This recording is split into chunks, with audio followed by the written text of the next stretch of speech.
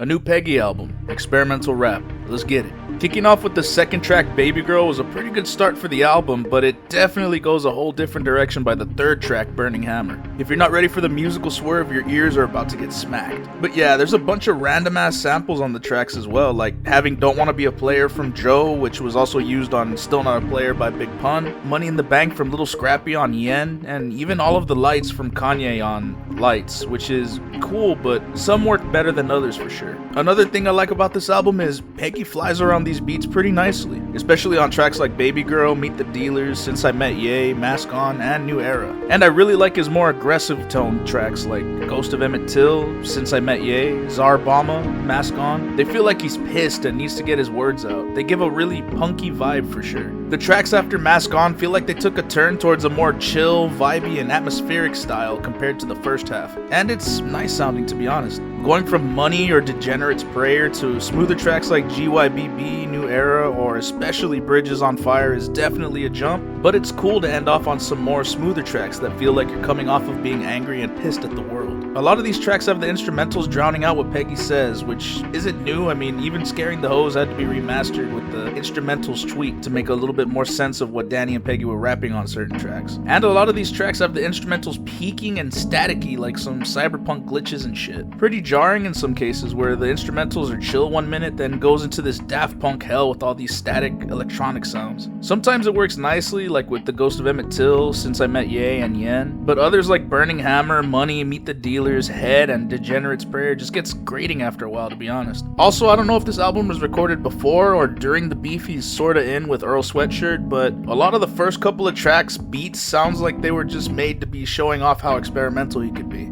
I don't know, it was just a thought I had. But all in all, this one is definitely one that I could see growing on me after a couple more listens. If he trimmed the fat off of this 25 track long album, I think it'd be a solid 8 out of 10. But as it stands, I'm feeling good on giving it a 6 out of 10. This has been JoJo from Album Reviews and such. Thanks for watching, stay safe, and as always, peace.